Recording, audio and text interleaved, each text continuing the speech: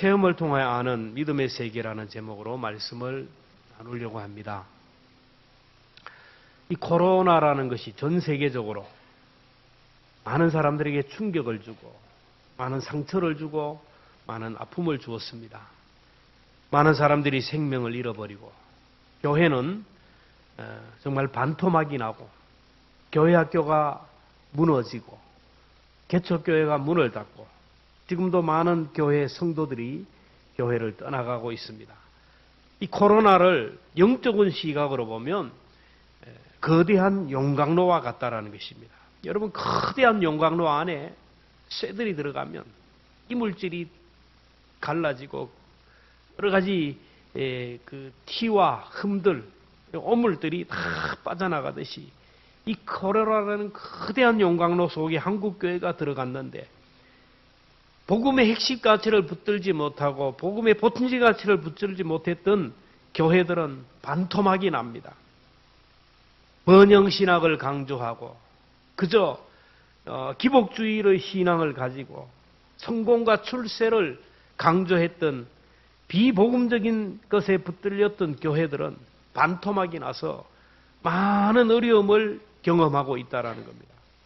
그러나 코로나가 연단이 있었지만 하나님의 임재를 경험하고 하나님의 사랑을 맛보고 경험한 교회들, 교회의 건질 가치를 붙들고 복음의 핵심 가치를 붙들었던 교회들은 흔들리지 않습니다.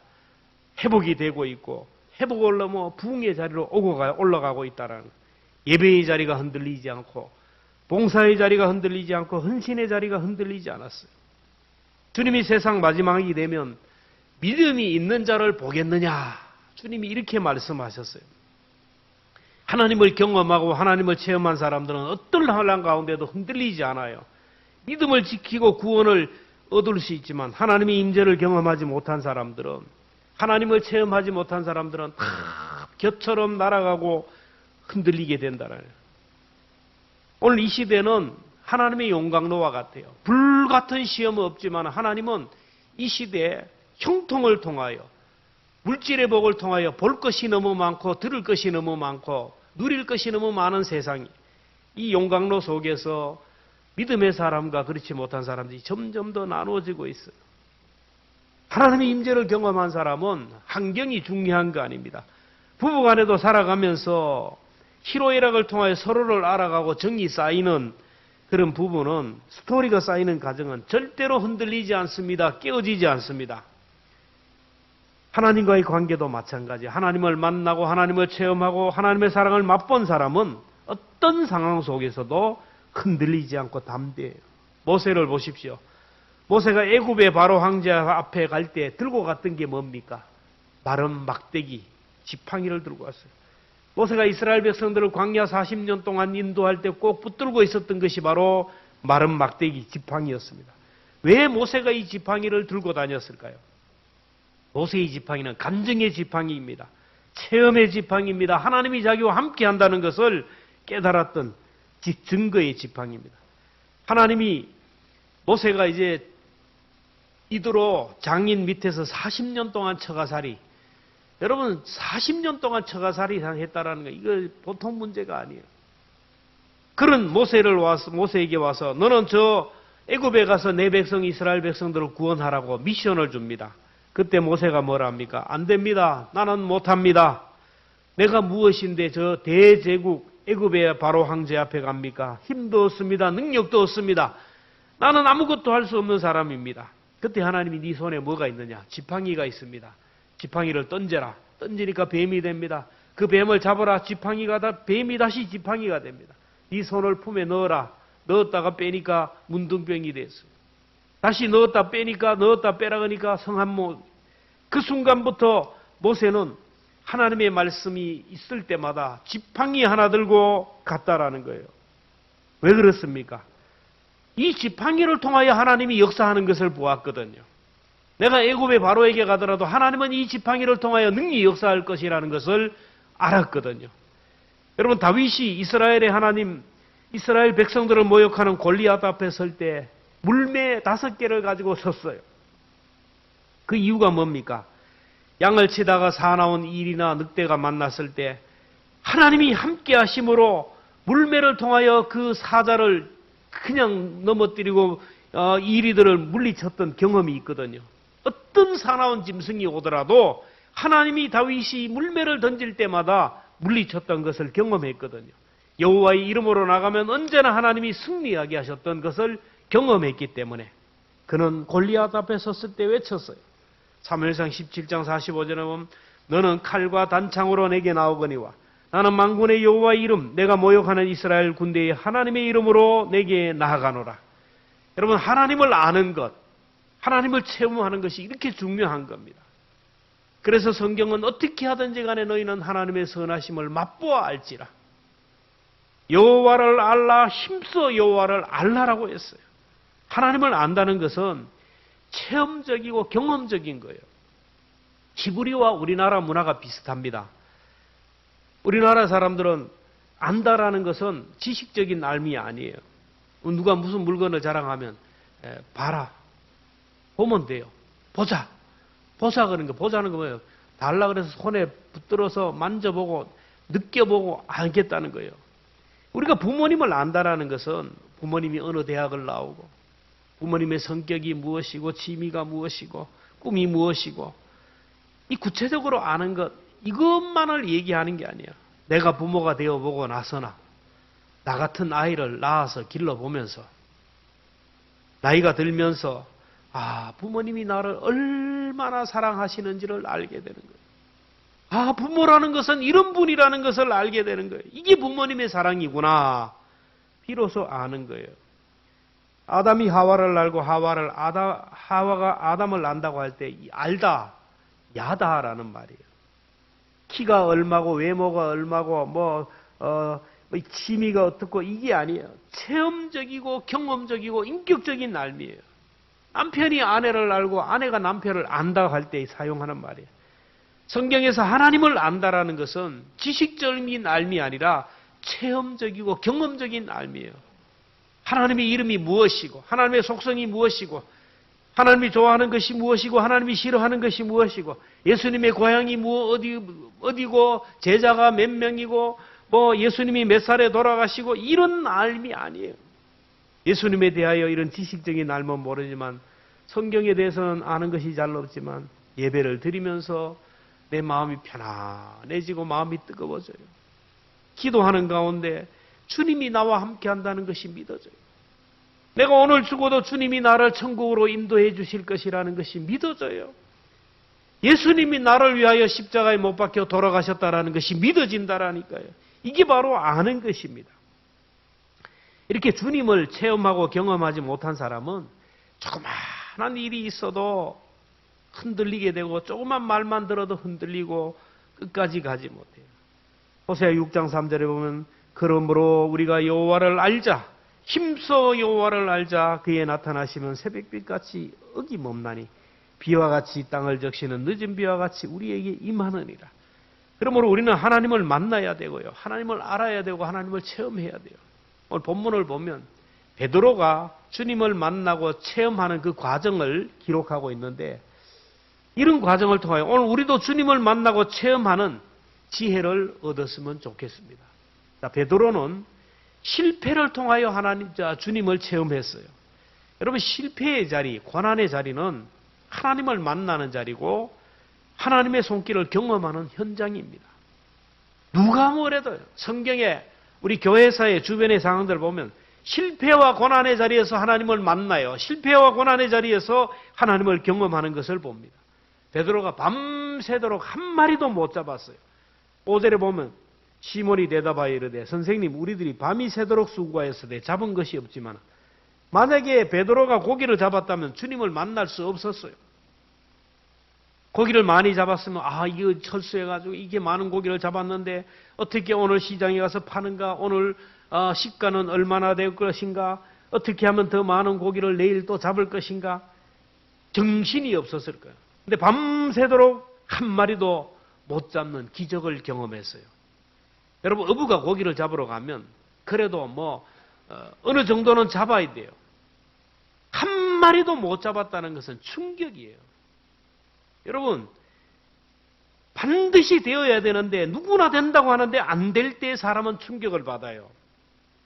여러분, 기적은요, 병이 들었다가 고침을 받는 것만 기적이 아니에요. 실패했다가 일어나는 것만 기적이 아닙니다. 기도가 응답된 것만 기적이 아니에요. 건강해야 될 사람이 어느 날 갑자기 질병이 온 것, 이거 기적이에요. 갑자기 왜 내가 병이 오고, 갑자기 재정적으로 어려움이 오는 사람, 그렇게 애쓰고 수고했는데 재정적인 어려움이 와요. 누구나 다 볼 때 이 사람은 이 일이 되어야 되고 반드시 잘 되어야 되는데 안 될 일이 없는데 안 되는 것, 이게 바로 기적이라는 것입니다.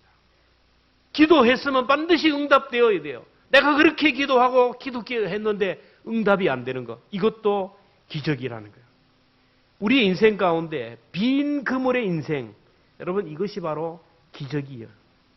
빈 그물이 되고 빈 그물 인생이 될 때, 내가 의지하고 내가 붙들고 있던 것이 무너질 때 비로소 사람은 하나님 앞에 서게 되고 하나님을 구하게 돼요. 사람은 빈 그릇 인생이 되어봐야 정말로 인격적으로 하나님을 만나고 체험적으로 하나님을 만나요. 오늘 이 시대에 비하인드 스토리가 있는 사람이 있어요. 정말 하나님을 만나고 정말 뭔가 간증거리가 있고 그 누구보다도 하나님 앞에 겸손하고 헌신하는 사람들을 보면 그 고난의 자리가 있었어요. 고통의 자리에서 하나님을 만나는 그런 현장이 있었다. 주님이 베드로를 구원하기 위하여, 베드로에게 천국 열쇠를 주시기 위하여 빈 그물 인생이 되었어요. 여러분, 빈 그물 인생이 되어보지 못한 사람은 하나님을 안다 그러지만은 여러분 지식적인 알매에 그쳐요. 욥을 보십시오. 그렇게 부자로 살고 자녀들과 함께 매일 가정 예배를 드리고 살고 많은 사람들이 믿음이 좋다고 인정했지만 하나님을 제대로 알지 못했어요. 근데 욥이 가진 재산 다 잃어버리고 가족도 잃어버리고 재산도 잃고 자기 몸에 병이 들고 나서야, 엄청난 고통을 당하고 나서야 하나님을 만날 수 있었다고 했어요. 욥이 고난을 통하여 하나님을 체험하고 나서 고백한 고백이 욥기 42장 5절입니다. 내가 죽게 대하여 귀로 듣기만 하였사오나 이제는 눈으로 주를 배움나이다. 다른 사람의 간증을 통하여 하나님을 알고 성경을 읽으면서 하나님을 알고 성경 공부하면서 말씀을 들으면서 알았던 그 하나님을 고난의 자리에서 나의 하나님으로, 아브라함의 하나님, 이삭의 하나님, 야곱의 하나님을 나의 하나님으로, 목사님의 하나님, 장로님의 하나님, 그 하나님을 나의 하나님으로 경험했다라는 거예요. 야곱도 보십시오. 야곱이 형 에서를 속이고 아버지를 속여서 결국 아버지의 축복 기도를 빼앗고 이제 형이 죽이려고 하니까 도망을 합니다. 형이 추격해오는 거예요. 언제 붙들리면 죽을 수 모르게 밤을 만납니다. 사나운 짐승에게 습격을 받을지 모르는 그런 상황 속에서 으슥한 곳에서 낙엽을 모아서 입을 삼고 돌을 베개 삼아서 서러움에 지쳐서 잠을 자다가 꿈에 사닥다리를 통하여 하나님을 만납니다. 하나님이 꿈에 나오셔서 내가 너와 함께 할 것이다. 내가 너를 떠나지 아니할 것이다. 하나님은 아버지, 어머니가 계신 고향에 있을 때도 하나님이 함께 하셨어요. 언제나 야곱에게 말씀하셨지만 야곱이 하나님을 보지 못하다가 고난의 자리에서 자기와 함께 하신 하나님을 만났어요. 창세기 28장 16절부터 함께 읽겠습니다. 시작. 야곱이 잠이 깨어 이르되 여호와께서 과연 여기 계시거늘 내가 알지 못하였도다. 이에 두렵도다. 이곳이요 이곳은 다름이 아닌 하나님의 집이요 이는 하늘의 문이로다. 여러분, 하나님은 언제나 우리와 함께 하시는데 잘되고 형통할 때는 여러분 하나님이 보이지 않아요. 하나님의 말씀도 들리지 않아요. 세상만 보이고 어떤 것도 보이지 않아요. 고난이 있을 때, 절박한 고난의 상황 가울 때 눈이 열리고 귀가 열리고 하나님이 보입니다. 평소에는 성경 읽지 않는 사람이 고난을 당하면 성경을 읽습니다. 평소에는 예배 시간에 하나님의 음성이 들리지 않는 사람이 고난당하고 나면 하나님의 말씀이 천둥소리처럼 들립니다. 저는 성도들이 고난을 당할 때 마음이 아파요. 기도하지만 한편으로는 기대합니다. 저 고난의 자리가 하나님께 통하는 축복의 자리가 되고 저 눈물의 자리가 하나님을 향하여 찬양하는 간증거리가 되는 자리고 저 고난의 자리가 영적인 누수가 될 것이라고, 저 고난을 통하여 아브라함의 하나님, 이삭의 하나님, 야곱의 하나님을 나의 하나님으로 고백하게 되는 변화의 역사가 일어나는 축복의 자리가 될 것을 기대하고 있다. 여러분, 내가 지금 고난과 실패의 자리에 있다고 그러나 낙심할 필요가 없어요. 이 고난의 자리에서 우리가 하나님을 만나게 되고 하나님의 임재를 경험하게 되고 하나님과의 스토리가 쌓여지게 되는 거예요. 고난이 정말 우리에게는 유익이 될 수 있다라는 거예요. 베드로는 순종을 통하여 또 하나님을 체험했어요. 여러분, 말씀에 순종하는 자가 기적을 경험한다. 그런데 이게 순종이라는 것이 그렇게 쉽지가 않아요. 많은 사람들이 이 순종이라는 이 문제 앞에서 참 고민하고 갈등하고 흔들려요. 똑똑한 사람일수록, 머리가 좋은 사람일수록 순종의 자리가 하기가 어려워요. 교회에서도 보면 머리가 좋고 똑똑한 사람이 따지는 게 많고 막 순종을 할 수 못해요. 순종하지 못해요. 베드로는 바다에서 잔뼈가 굵은 사람이고 고기 잡는 일에 프로페셔널 전문가입니다. 예수님은 목수의 아들로 태어나서 목수일을 했던 사람, 베드로는 어부의 아들로 태어나서 어부로 잔뼈가 굵은 고기 잡는 베테랑입니다. 그래서 베드로는 고기 잡는 데에 대해서는 노하우가 있었어요. 고기를 잡는 때를 알았고 고기 잡는 장소도 알고 있었어요. 밤새도록 고기를 잡고 철수로 해서 이제 그물을 정리하고 있는데 예수님이 오셔서 깊은 데로 가서 그물을 던지라. 여러분, 아침에는 고기 잡는 때가 아니라는 거예요. 조업을 끝내는 시간입니다. 여러분, 우리가 이제 어부들이 고기 잡으러 갈 때 밤에 가요, 밤에. 그리고 날이 새면 다 돌아오잖아요. 아침에는 고기 잡을 때가 아니에요. 근데 예수님은 깊은 데로 가서 그물을 던지라. 깊은 데에 고기가 없어요, 거기에는. 이제 철수를 해서 그물을 정리하고 내일 조업을 하는데, 여러분, 그물 정리가 얼마나 힘들어요. 한 마리도 못 잡았는데 그물 안에는 온갖 것들이 많잖아요. 조개 껍데기도 있고 뭐 온갖 바다의 쓰레기들이 있는, 이거 다 뜯어내고 내일 조업할 수 있도록 준비를 하는 건데, 이렇게 힘든 그물을 정리하고 내일 조업을 준비하는데 다시 깊은 데로 가라. 먹고 살기도 힘든데 하라는 게 그렇게 많은지 몰라요. 아이고, 수능 시험을 앞두고 또 한 주 새벽 기도네. 우리 애들은 수험생도 아닌데, 우리 아이들은 벌써 아마 결혼하고 다 했는데 뭔 또 새벽 기도를 하라는. 말씀 묵상을 왜 하라는.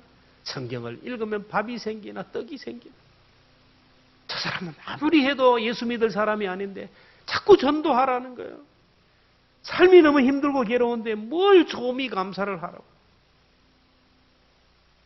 나 순종할 때 기적을 경험하게 되는 거예요. 순종하는 자가 간증의 주인공이 됩니다.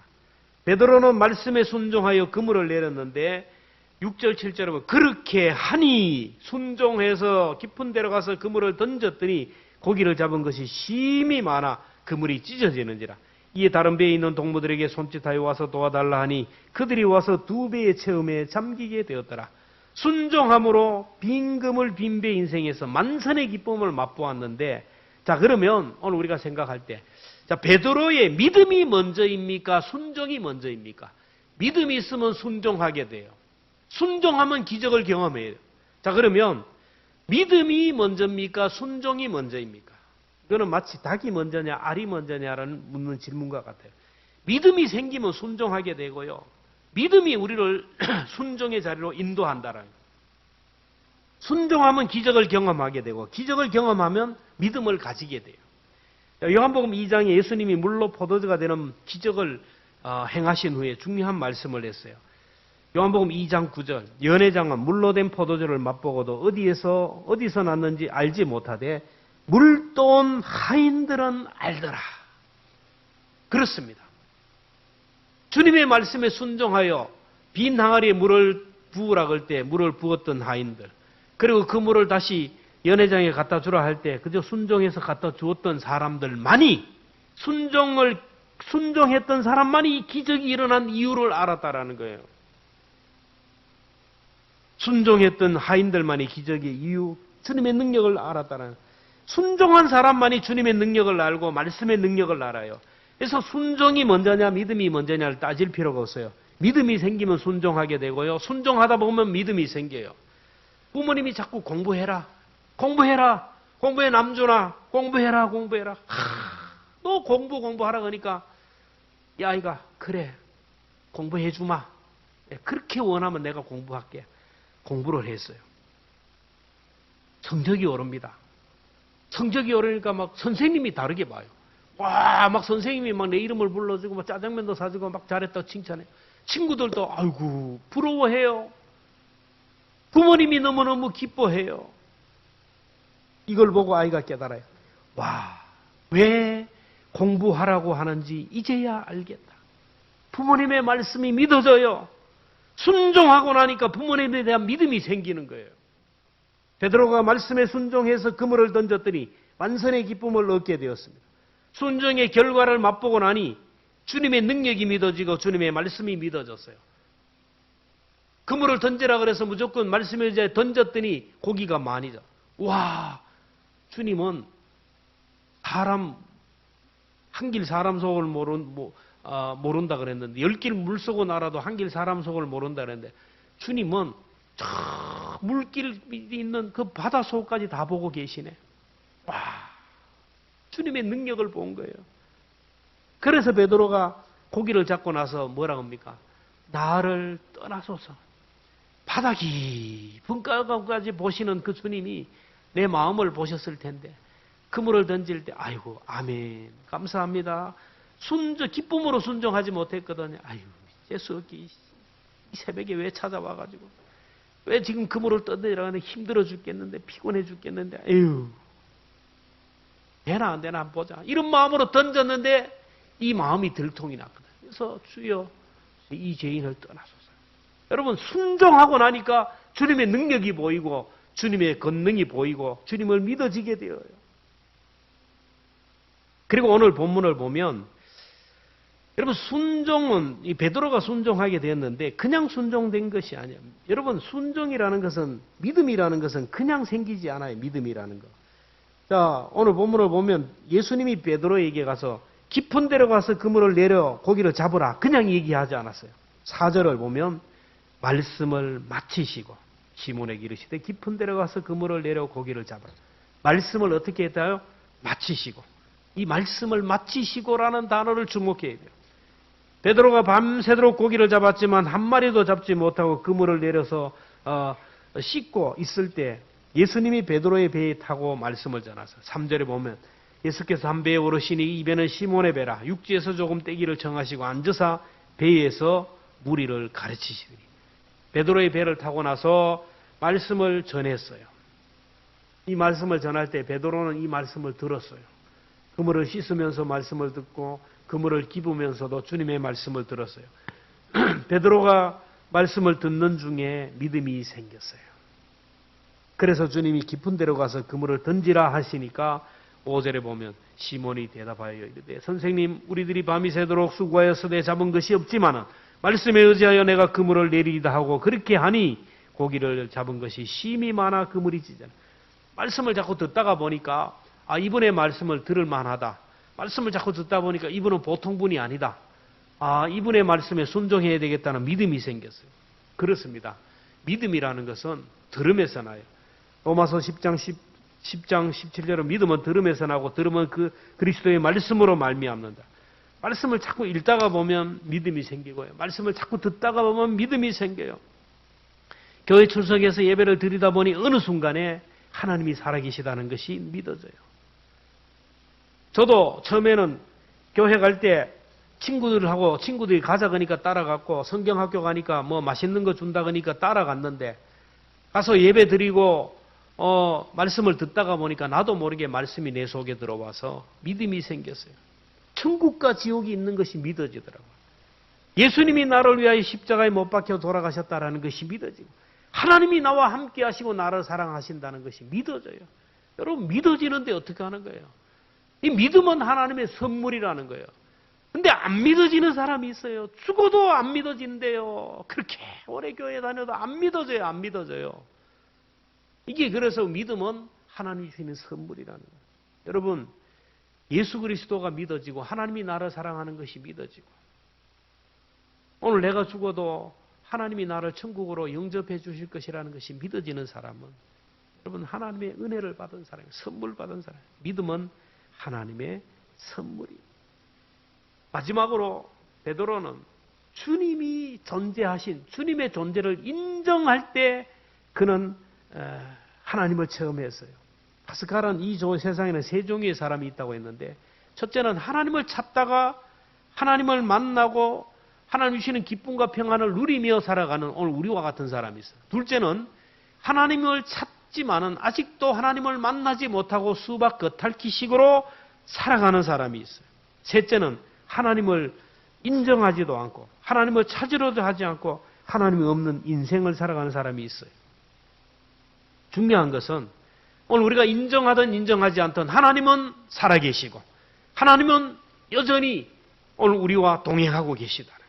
그 하나님을 인정하고 그 하나님의 존재를 인정하는 사람만이 하나님을 만나고 하나님을 체험하게 돼요. 우리가 뭘 연구를 하면 대상이 있을 때 그 대상을 연구하잖아요. 대상이 없는데 어떻게 대상을 연구합니까? 신학이라는 거. 하나님을 연구하는 거 아닙니까? 오늘 본문을 보면 예수님이 시몬에게 당신 배 좀 쓸 테니까 양에 좀 구하네. 그러지 않았어요. 그냥 베드로의 고깃배를 탔습니다. 이런 예수님에 대하여 베드로는 아무런 불평과 원망이 없어요. 지금 내려가서 그물을 이렇게 깃고 있는데 뭐 예수라는 분이 막 배를 타고 막 나가네. 근데 베드로는 예수님을 보고 보통 분이 아니라는 것을 알아요. 뭔가 대단한 분이고 하나님의 아들이라는데 예수님의 권위에 압도되었어요. 그래서 그분에게 배를 내어줬어요. 그분의 존재를 인정하고 그분의 권위에 압도되었어요. 그렇습니다. 하나님을 체험하고 하나님을 경험하는 사람의 공통점은 하나님이 계신다라는 것을 믿는 사람이에요. 하나님은 분명히 살아계시고 하나님은 오늘도 나를 통하여 역사하신다라는 거, 이걸 믿는 사람입니다. 내가 만나지도 못하고 내가 경험하지도 못했지만 하나님이 살아계시다는 것을 믿을 때 하나님을 만나요. 히브리서 11장 6절에 보면 믿음이 없이는 하나님을 기쁘시게 하지 못하나니 하나님께 나아가는 자는 반드시 그가 계신 것과 또한 그가 자기를 찾는 자들에게 상 주신이심을 믿어야 할지니라. 믿음이라는 건 다른 게 아닙니다. 하나님이 살아계시다는 것을 인정하고 시인하는 것이 믿음이에요. 내가 기도하지만은 어떤 사람은 기도할 때 지금 하나님이 내 기도를 들으시는지 안 들으시는지 생각이 없어요. 그냥 기도하라니까 그냥 중언부언하는 거예요. 그런 기도는 안 돼요. 기도하지만 하나님은 살아계셔서 오늘 내 기도를 한 말도 땅에 떨어짐이 없이 그대로 하나님이 나의 기도를 들으신다는 것을 믿는 사람이 응답을 받아요. 내가 성경을 읽지만은 하나님, 이 성경을 통하여 하나님이 나에게 말씀해 주신다는 것을 믿는 사람이 하나님을 만나요. 하나님을 찾을 때 하나님이 반드시 나에게 응답하시고 상급을 주신다는 것을 믿는 사람이 하나님을 만나요. 오늘 예배 드리러 가는데 오늘 내가 교회로 가면 하나님이 나를 만나 주실 것을, 오늘 나의 문제에 응답해 주실 것을 믿음으로 가는 사람이 하나님을 만난다라는 거예요. 결국 코람되어 하나님이 존전의식으로 살아가는 사람이 하나님을 체험하는 거예요. 하나님은 언제나 24시간 우리와 함께 하시고 우리와 동행하시고 날마다 말씀하셔요. 중요한 것은 내 귀가, 내 영적 오각이 닫혀서 그 하나님을 보지 못하고 살아간다라는 거예요. 그러므로 하나님이 지금 나와 함께 한다라는 것을 깨닫고, 내가 여기서 예배할 때도 오늘 여기에서 내 옆에서 내 예배를 받으시고 내 기도를 들으시고 내가 하나님께 찬양하는 찬양을 받으시고 내가 하나님 앞에 드려지는 모든 것들을 하나님이 다 받으신다는 것을 믿음으로 예배하는 사람이 하나님을 만나게 된다라는 것입니다. 여러분, 내가 지금 고난의 자리에 있습니까? 이 고난의 자리는 하나님을 만나는, 하나님과 연결되는 축복의 통로가 돼요. 고난의 자리에서 하나님의 얼굴을 구하고 하나님을 찾아야 돼요. 그리고 순종을 통하여 기적을 경험하게 됩니다. 여러분, 내가 왜 그렇게 교만합니까? 뭘 배운 게 많고 뭘 세상에 아는 것이 많다고 하나님이 말씀하시는데 불순종합니까? 몸이 아프면 의사에게 가요. 사람들이 의사 앞에 갈 때 보면 정말로 하나님 앞에 서는 모습으로 저렇게 서면 기적이 일어날 텐데 의사가 오라는 시간에 정확하게 갑니다. 서울, 부산, 대구 어디 있든지 간에 1분도 지각이 없이 딱 가가지고 기다리다가 30분 전에 갔다가 의사를 만나요. 의사가 얘기하면 눈을 동그랗게 뜨고 귀를 쫑긋하게 해서 의사가 하는 말 한마디 한마디를 다 들어요. 놓치지 않습니다. 그리고 의사가 시키는 대로 다 합니다. 오늘 우리가 하나님 앞에 설 때 이런 자세로 해야 돼요. 사람을 죽이기도 하고 살리기도 하는 그 하나님 앞에 나올 때에 어떤 모습으로 와야 돼요? 하나님의 음성에 귀를 기울여서 오늘도 하나님이 찬송을 통하여 기도 시간에 말씀 시간에 하나님이 나에게 말씀하시는 그 음성을 그 하나님의 음성을 놓치지 않기 위하여 오각을 집중해가지고 할 때 하나님이 나를 만나주시고 하나님이 나를 만져주시고 하나님이 나를 붙들어 주신다라는 누구에게나 모든 사람에게 함께 하신 그 하나님을 내가 영적인 의식을 가지고 하나님을 바라볼 때 그렇게 되는 거예요. 언제나 함께 하시는 하나님. 여러분 주님의 임재를 경험하고 주님의 그 선하심을 경험하고 체험하는 그래서 체험이 있는 이 신앙으로 앞으로 우리가 살아가는 시대예요. 여러분 불같은 시험 순교자는 없을 겁니다. 앞으로 순교가 있는 게 아니라 너무 잘 살아서 너무 잘 되어서 교회 안 가도 잘 되고 예배 안 들어도 잘 되고 하나님 안 믿어도 그저 잘 되고 건강하고 장수하고 잘 되는 그런 시험의 자리가 오늘 우리에게 올 거예요. 그 자리에서도 우리가 주님을 버리지 않고 끝까지 주님 붙들고 하나님 붙들고 십자가 붙들고 마지막까지 승리하기 위해서는 오늘 여기에서 하나님을 만나는 체험을 해야 돼요. 오늘 내가 여기서 하나님을 경험하는 하나님 임재를 경험하는 것이 돼야 돼요. 듣던 하나님, 보던 하나님을 아브라함의 하나님, 이삭의 하나님, 야곱의 하나님 우리 교회 많은 성도들이 간증하던 그 하나님을 나의 하나님으로 간증하는 스토리가 있는 그런 신앙을 가질 수 있기를 주님의 이름으로 축원합니다.